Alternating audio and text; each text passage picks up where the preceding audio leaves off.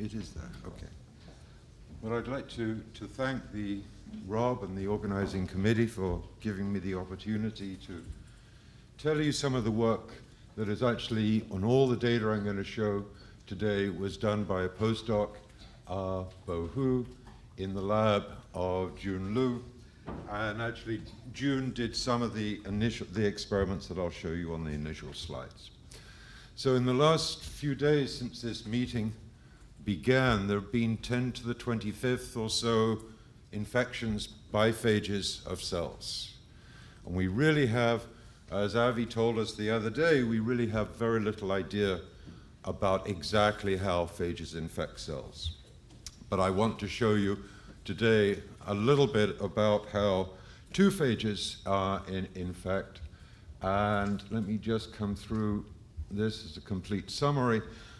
This is one of June's slides, and it stems from his work, which I'll show you a couple of slides in a moment, on T4 infecting cells.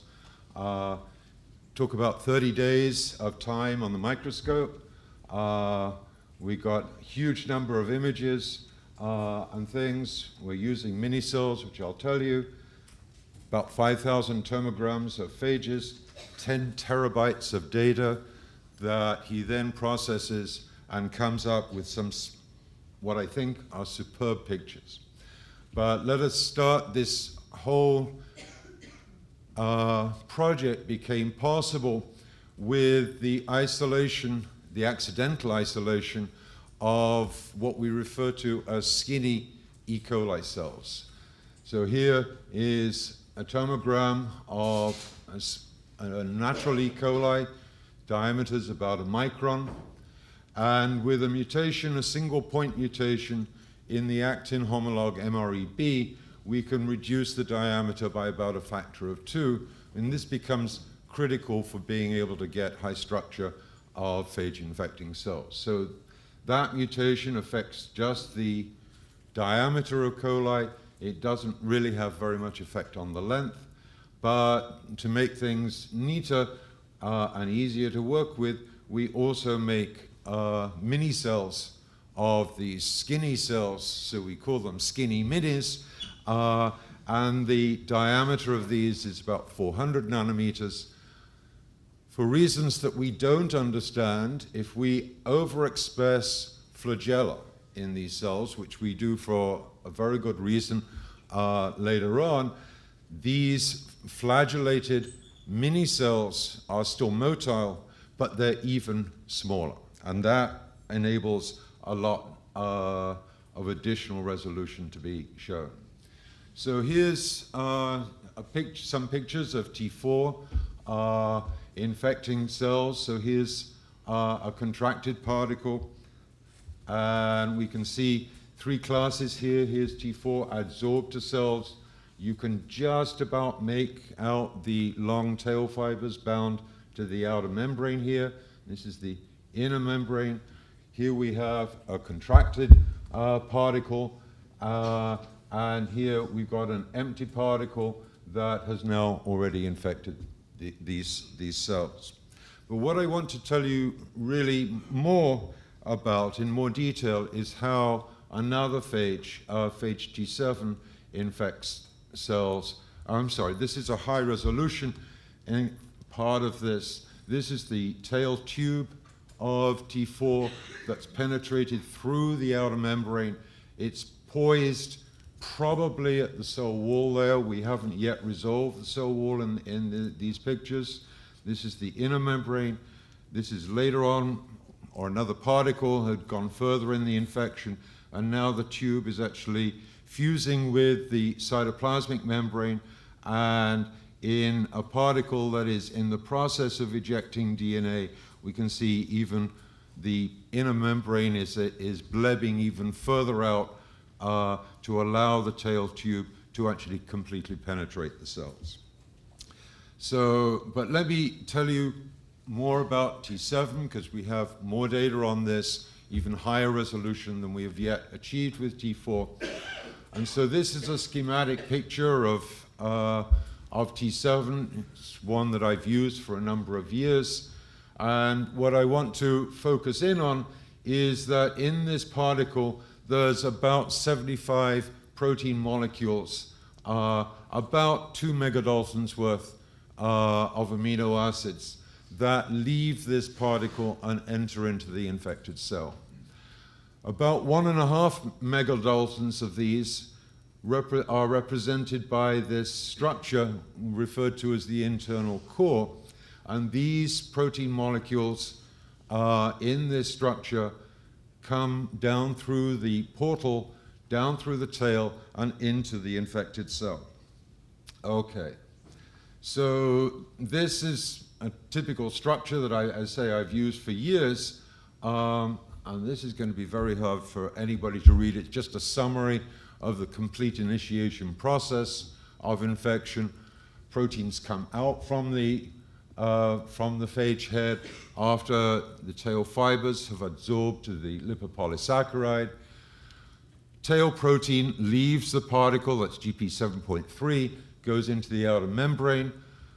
A head protein comes out, 6.7, comes out from the head into the outer membrane. Both of those proteins get degraded not in a normal infection.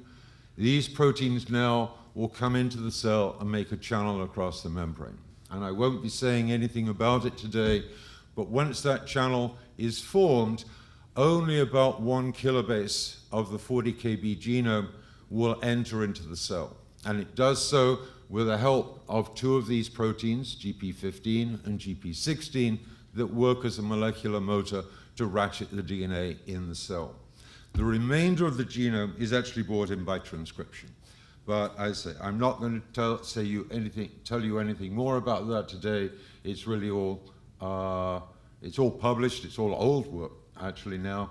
What I want to show is some cartoons that I've made over the years of T7 infecting cells showing the ejected proteins. So they were all up here. And our first experiment said that this red guy, which is GP14, is in the outer membrane. That still is true. The 16 was spanning the cell envelope, and GP15 was nowhere to be seen. Somebody else doing comparable experiments found GP15 in a complex with 16 associated with the membrane, and these are more complex variants of that. But for 15 years or more, I've been drawing these and similar cartoons, and now I can actually see what they really look like. So here are some tomograms of individual T7 particles. These are the same. This is just a blow-up here of a T7, an individual T7 virion bound to the cell surface. Here we can see an individual virion, and now you can see material crossing the cell envelope. And on the far end, on the right-hand side, there is a T7 that has now ejected all of its DNA, and what you can see is that this structure actually disappears. So these are individual virions. If we look at a whole lot and do a lot of averaging, and this is a huge amount of work in tomography rather than cryo-EM, where a lot of it can be automated. Most of this is actually done manually. We've got some very high resolution structures of these stages. But first of all, we need to know what the phage looks like. And this was the first surprise. The picture that we draw of T7 that I've used for years is actually not correct. And it's not correct in the sense of the tail fibers are not pointing down, poised, ready to infect a cell. So the image on the left is a T7 virion that has no tail fibers at all. They're removed genetically. This is the reconstruction of it. But the important part of this is that it provides the reference point for now looking at a wild-type virion that does have tail fibers.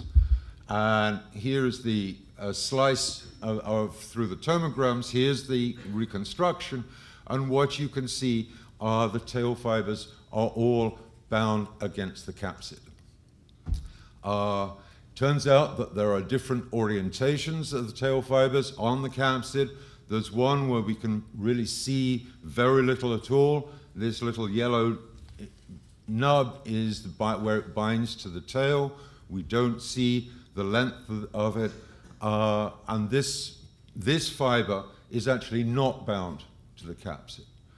Here's two other, we classify them, and the orientations of these two tail fibers are different on the capsid.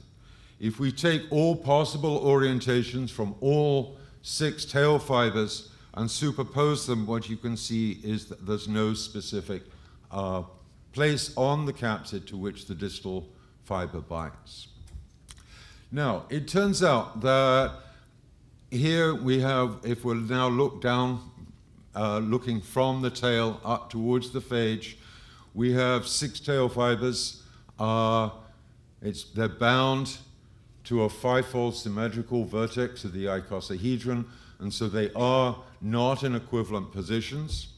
But if we look and ask the question, well, what is the occupancy of each of these fibers?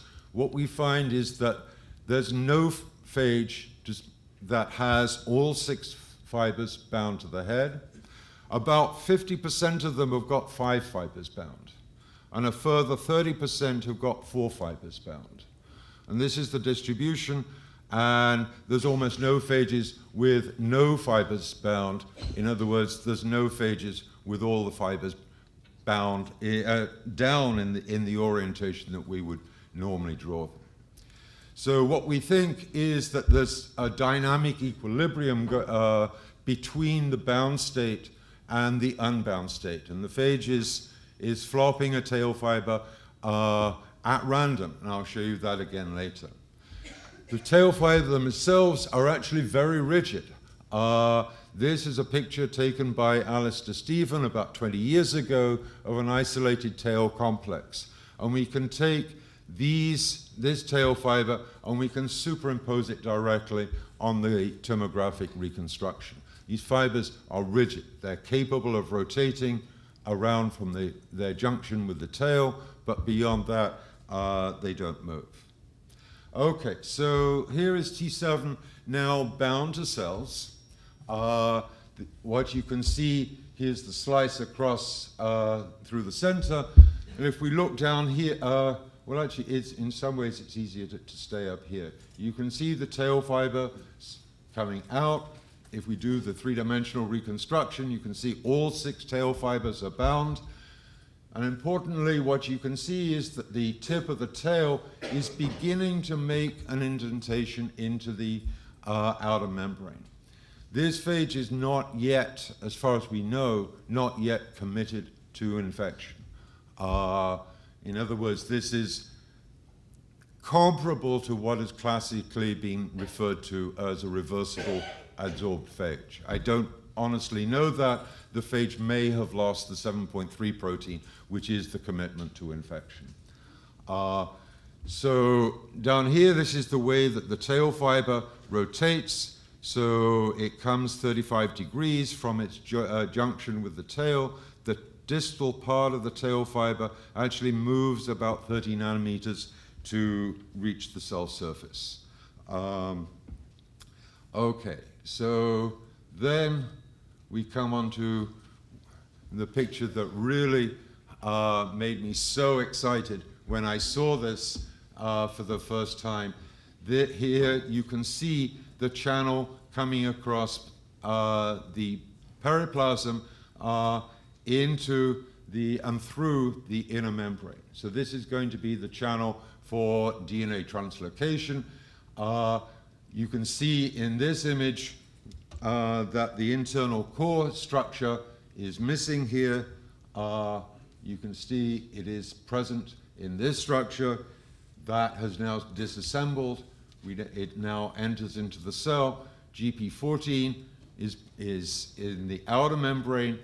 GP16 hydrolyzes the peptidoglycan on its way into the cell, and then it or GP15 or a combination of the two will actually make a 2 nanometer channel across the inner membrane. So here's the schematic representation of this, showing the peptidoglycan.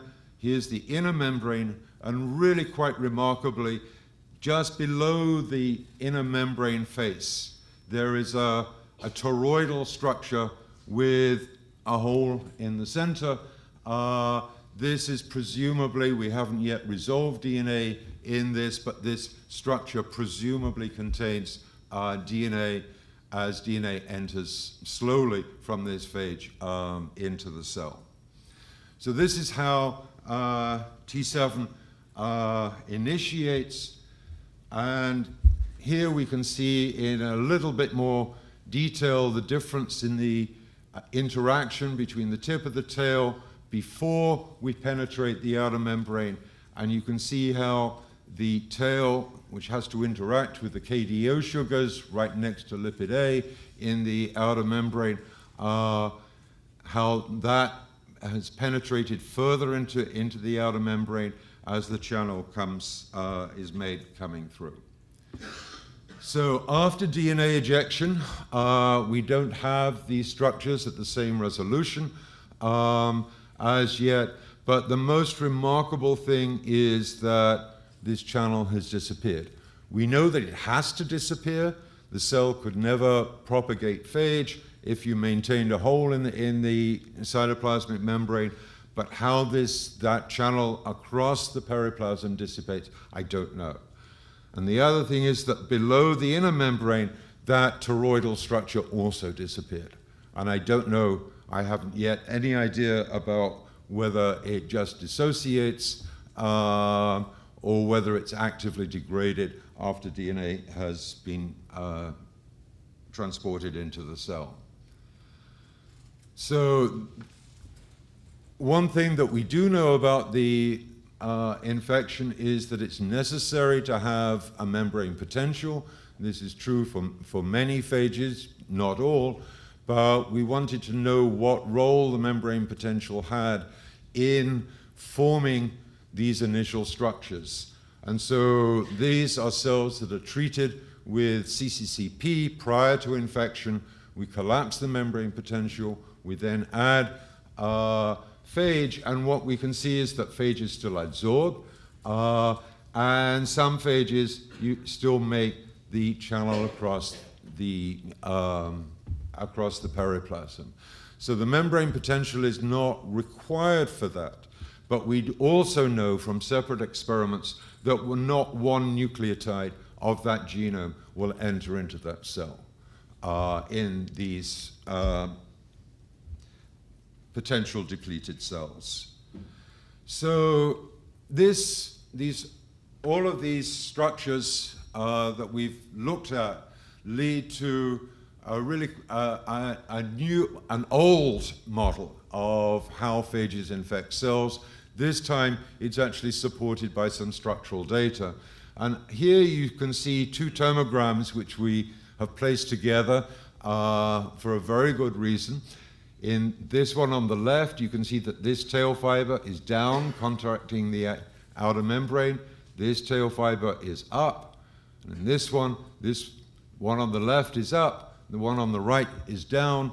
And this gives you the idea, the mental idea, that this allows the phage to walk or to dance across the cell surface. And so this is how we imagine that T7 is infecting cells. It binds to the cell non-specifically, probably actually through the head most of the time. But eventually, a tail fiber will interact with the lipopolysaccharide. It's a very weak binding, just providing a kcal or so of binding energy, and so it can dissociate. But it doesn't dissociate very far because another tail fiber can very easily come on down and bind. And in fact, there may be a direct step that this moves to this, and this can go on, and it's a very fast process until the tail finds the position at which it can adsorb. And at that point, lateral movement of the phage stops. All the tail fibers will now come undone.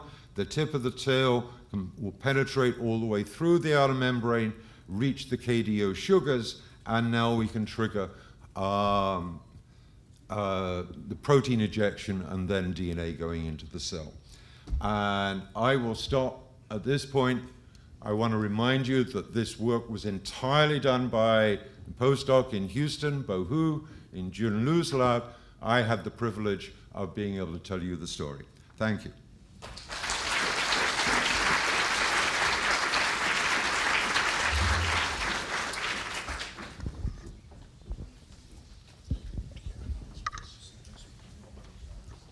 Yeah. Okay, thank you. Questions? You blew my socks off. You said you would. That's beautiful. At the when the experiment, when you do the depolarization, are those viruses reversible, or have they gone past the point at which you can take them back off and be infectious? We haven't tried to dissociate from the CCP depleted cells, but the fact that proteins go into the cell, even probably on the ones that don't have the channel across the periplasm, once that protein has left the tail, that phage is dead. It's no longer able to absorb to any other cell. If we can catch it before then, in principle, yes, we should be able to get an infected particle. Right. Now it seems to be evident that some internal proteins in T7 do form some toroidal structures to make this tube. Have you ever tried to make them to do that in vitro? There are some in vitro experiments going on. In particular, there are two people here from Andreas Kuhn's lab, and I think you should talk to Julia Gottschalk about what she is doing. She has a poster here describing the properties of GP15 and GP16 in terms of their structure and their biochemical properties. We don't see the toroid that I was showing you, but we haven't tried that hard yet. There's a long ways to go on that. Ian, do you know how tight the channel is? So does stuff leak out of E. coli, and how much?